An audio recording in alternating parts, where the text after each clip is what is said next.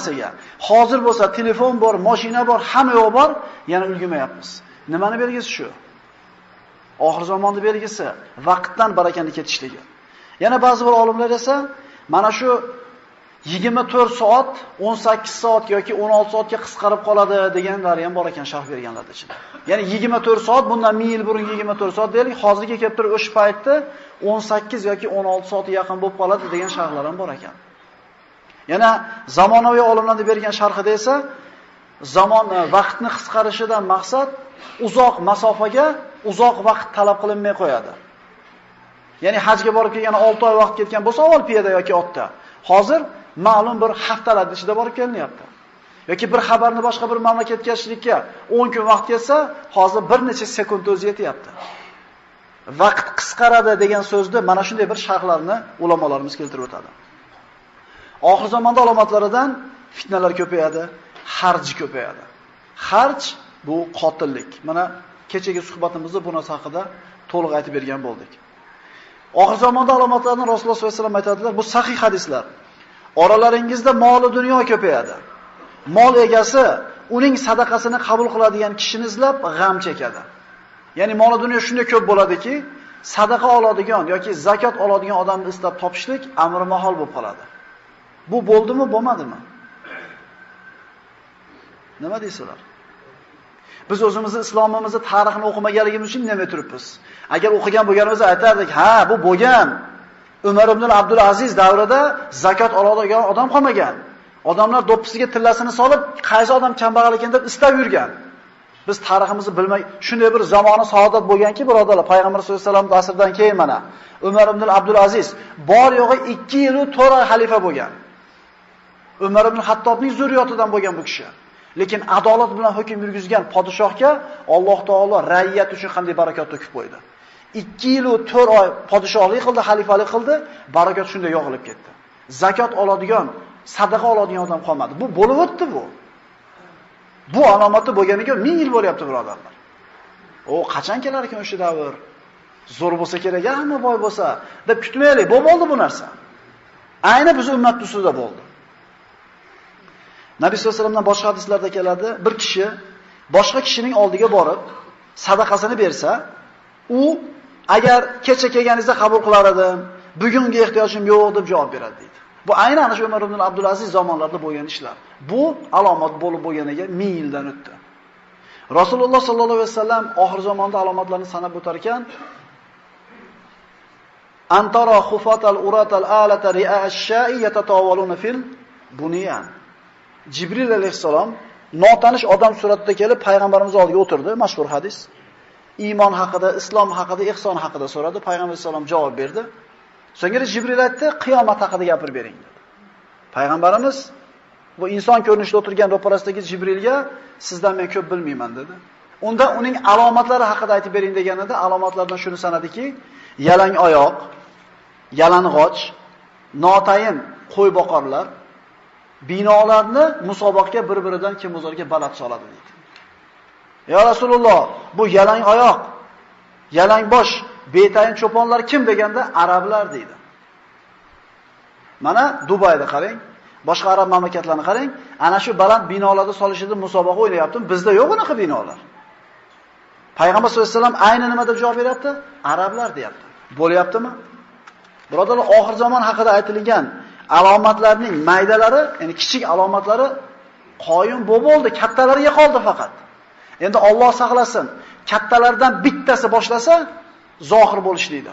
Qolgani xuddi tasbehda ipini uzib qo'ysangiz, birinikidan ikkinchisi shotirab tushib ketgandek, birini quvib ikkinchisi keladi.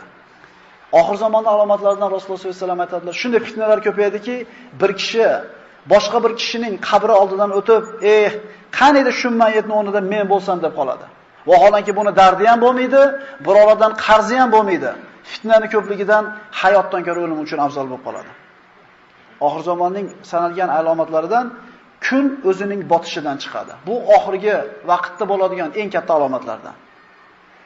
Imom Buxoriy va Muslim rivoyat qilgan quyidagi hadisda Rasululloh sollallohu alayhi vasallam oxir zamonda sodir bo'ladigan 6 ta alomatni xos aytib o'tdilar. Avf ibn Malik roziyallohu anhu dan. Biz Nabiy sallallohu alayhi vasallam bilan Tabuk g'azotida birga edik. U zotning oldiga kelganimda, u zot teridan tikilgan kapan ichida o'tirardi. Menga qarab turib, "Ey Avf, qiyomatga yaqin sodir bo'ladigan 6 ta narsani sanagin" dedi. Ya'ni hozir payg'ambarimiz sollallohu alayhi vasallam qiyomat soati yaqin bo'lguncha sodir bo'ladigan 6 ta ishni aytib o'tadilar. Mening vafotim dedi. Bu istu ana vassa hatayn degan Rasululloh. Men va qiyomatni mana shunday yuborilganmiz dedi. Ya'ni men kelishligim oxir zamonning belgisi. Endi vafotim oxir zamonga yana yaqinlashganligining belgisi. Ikkinchi belgi Baytul Maqdisning fath qilinishi. Baytul Maqdis Quddus yoki Yerusalim. Umar ibn Hattob davrida fath qilindi. Payg'ambarimiz aytgan u bashorat ham amalga oshdi. Ikkinchisi ham bo'ldi. So'ngra sizlarning oralaringizda nochor qo'ylarni o'lim olib ketgandek bo'ladigan katta o'lim. Bu Umar ibn Hattob davrida Amvos vabosi deyiladi. Shunday bir vabo bu keldiki, bu musulmon ummatining ustiga juda ko'pchilik kishi qirilib ketdi. Bu aytgan payg'ambarimizning alomati ham zohir bo'ldi. To'rtinchisi, mol ko'payadi. Bir kishiga 100 dinor berilsa, yana norozi bo'lib g'azablanadi. Bu yerda aytilgan 100 dinor 100 oltin dinori bo'ladi. Ya'ni moli dunyoda ko'payib ketishiga, oltinning narxi pastlab ketishiga ishoraki, 100 dinor oltin olgan kishi oz deb turib norozi bo'lib ketadi. 5-alomati, arablarning uylariga birortasini adashtirmasdan, birortasini qoldirmasdan kiradigan fitna sodir bo'ladi. Bu mana o'tgan safargi darsimizda aytdik, sahobalar o'rtasida bo'lgan fitna. Sahobalar va tobiinlar o'rtasida bo'lgan fitnaki 70 ming odam bunda vafot topdi. Payg'ambarimiz aytgan bu alomat ham sodir bo'ldi. 6-alomati. So'ngra sizlar va Banu Asfar o'rtasida tinchlik sulhi bo'ladi. Ya'ni Banu Asfar deb turib, mana sharqda Banu Asfar deb Yevropa nazarda tutiladi. Musulmonlar bilan Banu Asfar Yevropaliklar sulhga kelishadi deydi. Oxir zamonning alomatlaridan payg'ambar sollallohu alayhi vasallam oyning yorilishini aytib berganlar. Iqtarabatis sa'atu wa inshaqqal qamar va in yaraw ayatan yuridu va yaqulu sihrun mustamir.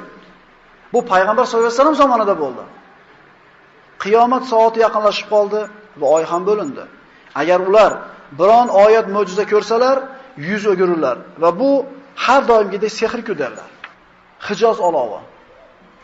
Bu payg'ambar sollallohu alayhi vasallam oxir zamonga yaqin sodir bo'ladigan ishlar ichida aytgan eng ochiq alomatlar. Nabiy sollallohu alayhi vasallam aytganlar: "La taqumus sa'a hatta takhruja narun bi ardil Hijaz tudhi'u biha laha tuzi'u laha a'naqul ibili bi Busra." Hijoz yerlaridan Busrodagi tuyalarni bo'ynini yoritadigan darajada ulkan bir olov chiqmasdan qiyomat qoyim bo'lmaydi. Hijoz bu Arabiston yerlari. Arab yarimoroli bormi? Mana shu Arab Hijoz yeridan shunday bir o't chiqadiki, Shomda turgan tuyalarni bo'yniga yorg'i tushadi deydi. O'ylab ko'ringlar, bu o't Madinadan chiqqan birodarlar. Madina qayerda? Shom bilan Hijozning o'rtasidagi chegara bo'lgan Busro qayerda? Mana payg'ambarimizning tarixini o'qigan odamlar bo'lsa, payg'ambarimiz sollallohu alayhi vasallam 12 yasharida amakisi Abu Talib bilan Shomga tijorat safariga chiqadi. Shunda Busro degan joyda Buxayro ismli rohib qaytarib yoradi. Shomning eshigi u yer. O'rtada necha ming kilometr joydagi masofaga Hijozdan chiqqan o'tni yorg'i tushadi dedi. Bu bo'lib o'tdi birodarlar. 654-hijriy yilda. Qaranglar, bu ishlar qachonlar bo'ldi? Bu haqida Ibn Kasir hijriy tarixning 654-hijriy yil tarixida aytib o'tadi. Xususan ular qatorida Imom Alloma Hofiz Shahabuddin Abu Shahab al-Maqdisi ham yozib o'tadi. Kelinglar mana Hofiz Shahabuddinni ana shu o't haqida yozgan narsasini o'qib beraman sizlarga. 654-yilning Jumadul Oxira oyining 3-kuni, chorshanba kechasida Madina-i Munawvarada baland ovoz paydo bo'ldi. So'ngra qattiq zilzila sodir bo'ldi. Yer, devorlar, shiftlar, ustunlar, eshiklar titradi. Bu zilzila soati bilan davom etib turdi. Bu zilzila chorshanba boshlangan bo'lsa, juma kunigacha davom etdi. So'ngra Harroda ulkan bir o't paydo bo'ldi. Harro bu Banu Qurayza yashagan tomondagi joy, Madinaga yaqin bo'lgan joy. U o'tning kattaligidan go'yo bizning oldimizda turganda ko'rinib turar edi. O'tning balandligi 3 minorachalik balandlikda edi. sel oqib keladigan yo'llarni to'sib qo'ydi. O't oqib kelishni boshladi. Vulqon bo'ldi bu yerda. Madinaga yaqin bo'lgan joyda, janubiy sharqida mana shu vulqon paydo bo'ldi. Oqib kelishidan to'xtamadi. Bir jamoa kishilar uni oldiga yaqinlashib, uni ko'rishlik maqsadida tog'dan o't otilib chiqaradi. Iroq tomonidan keladigan hojilarning yo'lini to'sib qo'ydi. Tunda Madinadan xuddi hojilarning gulxanlari ko'ringandek, uzoqdan ana shu olov ko'rinadigan bo'ldi. O't Madinaga qarab oqib kela boshladi. Bizni ustimizga yaqin kelib to'xtadi. Olov to'xtadi-da sharq tomonga qarab yurdi. Bu o't orasida tog'larning qoldiqlari, toshlar, shunga o'xshagan narsalar oqib kelayotganda shu toshlar ko'rinardi, kuygan toshlar.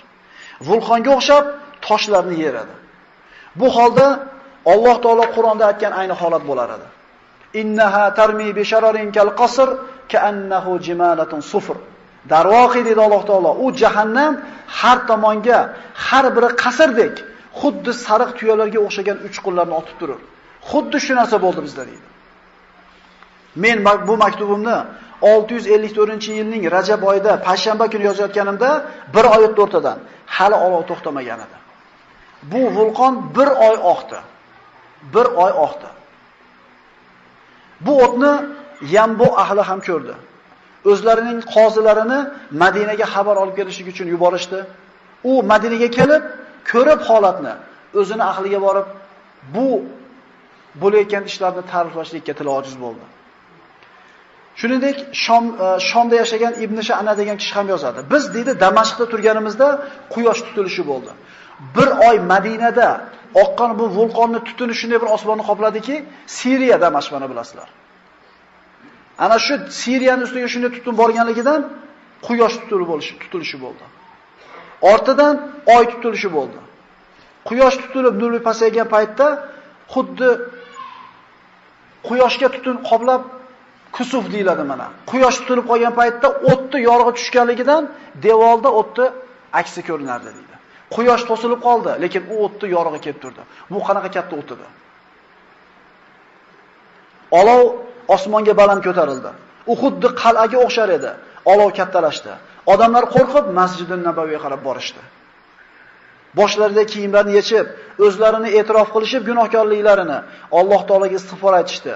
Ayollar, yosh bolalar uylaridan chiqib, Alloh taolaga xolis duolar qildilar. Olovning qizil rangi butun osmonni qopladi. Odamlar kunduzi go'yo oy yorug'ida turgandek edilar. Kunduzgi holat oy yorug'ida turgandek turar edi. Nimadan? Tutunning ko'pligidan, osmon qoplanganligidan. Odamlar halok bo'lishlariga ishondilar. Shu kecha odamlarning hammasi masjidda qoldi. Kimisi Qur'on o'qigan, tasbih, takbir aytgan, ruku, sajda qilgan, duo qilgan holda tong ottirdilar. Qilingan tavba tazarrurlar sabab o't ortiga qaytdi, pasaya boshladi. Shu zamonda yashab o'tgan ulug' olimlarimizdan Imom Navoiy aytadiki, 654-yil, ya'ni bizning zamonamizda Madinada bir olov paydo bo'ldi. Bu buyuk olov edi. Madinaning janubiy sharqida. Menga Madina ahlidan bo'lgan bir kishi xabarini berdi. Sadaqa Rasululloh sallallohu alayhi vasallam. Rasululloh sallallohu alayhi vasallamdan keyin mana hijratning 654-yilida mana shu payg'ambarimiz aytgan alomat zohir bo'ldi. La taqumus sa'a hatta takhruju narun bi ardi Hijaz tudhi'u laha a'naqul ibli bi Busra. Buxoriy rivoyati. Hijoz yerlaridan Busrodagi tuyalarning bo'yinlarini yoritadigan darajada ulkan bir olov chiqmasdan avval qiyomat qoyim bo'lmaydi. Mana bir qancha mayda, kichik alomatlarini o'qigan bo'ldik.